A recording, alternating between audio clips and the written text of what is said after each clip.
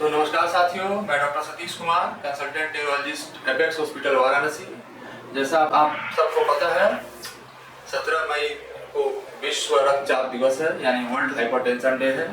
और एक सही मौका है मैं इसके महत्व के बारे में आप सबको मैं बता पाऊँ। जैसा आप सबको पता है, ब्रेन हेमरेज या नसों का सूखना, जिसे हम लोग स्ट्रोक बोलते हैं, एक बहुत ही घातक बीमारी है। और इस बीमारी का दुष्परिणाम मरीज को तो झेलना ही पड़ता है, साथ में उसके परिवारजनों को भी झेलना पड़ता है। क्योंकि एक बार लकवा मार दिया तो उसका असर सालों भर रहता है और पेशेंट जो है घर वालों पे पूरी तरह से डिपेंडेंट हो जाता है। और इस बीमारी का एक सबसे महत्वपूर्ण कारण होता है ब्लड प्रेशर, यानी हाइपरटेंशन। और अगर हम ब्लड प्रेशर को सही समय पर पकड़ लें और उसका सही इलाज करें तो इस बीमारी से हम लोग बच सकते हैं। तो मैं अभी बताऊंगा आपको कैसे हम लोग पकड़े और क्या उपाय करें जिससे हम लोग ब्लड प्रेशर से बच सकते हैं।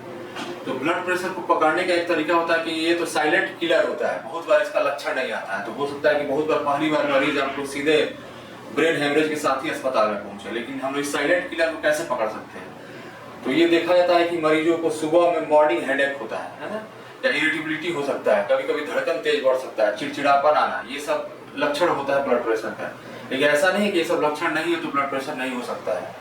तो हमें क्या करना है? हमें करना है कि 40 वर्ष से ज्यादा के जो आयु वाले लोग हैं उनको नियमित रूप से एटलीस्ट 2 से 3 महीना में एक बार ब्लड प्रेशर का जरूर नाप करवाना है।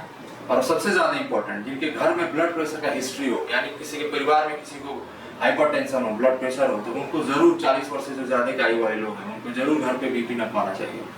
और अगर हमारा बीपी बढ़ा हुआ आ जाता है तो हम लोग को क्या करना है? सबसे पहले आपको डॉक्टर को कंसल्ट करना है।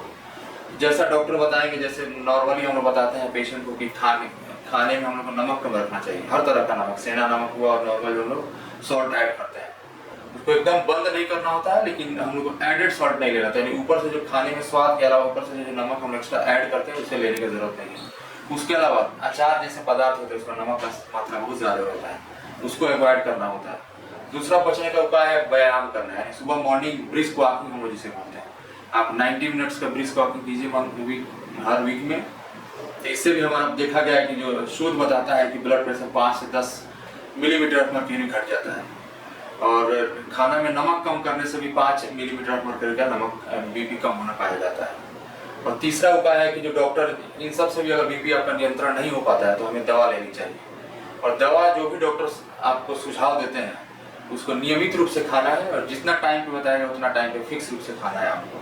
और सबसे ज्यादा इंपॉर्टेंट, बिना डॉक्टर के बताए आपको मेडिसिन कभी बंद नहीं करना है। क्योंकि बहुत बार देखा जाता है कि लोग सोचता है कि दवा हमारे खाने से बीपी नियंत्रण में आ गया तब दवा बंद कर देते हैं। आम लोगों में यही भ्रांति है। और इसका परिणाम क्या होता है? दवा बंद कीजिएगा, उसके 7 से 10 दिन बाद देखा जाता है बहुत लोग ब्रेन हेमरेज लेके आए थे अस्पताल में, जिसका परिणाम बहुत अच्छा तो नहीं होता है। तो मेरी यही मैसेज रहेगा कि 40 वर्ष से ज्यादा के आयु वाले लोग नियमित रूप से बीपी नपवाए। बीपी बढ़ा हुआ मिलता है तो रेगुलर दवा खाएं, एक्सरसाइज करें और खाने में नमक कम रखें और एक्स्ट्रा एडेड सॉल्ट को बिल्कुल अवॉइड करें। धन्यवाद।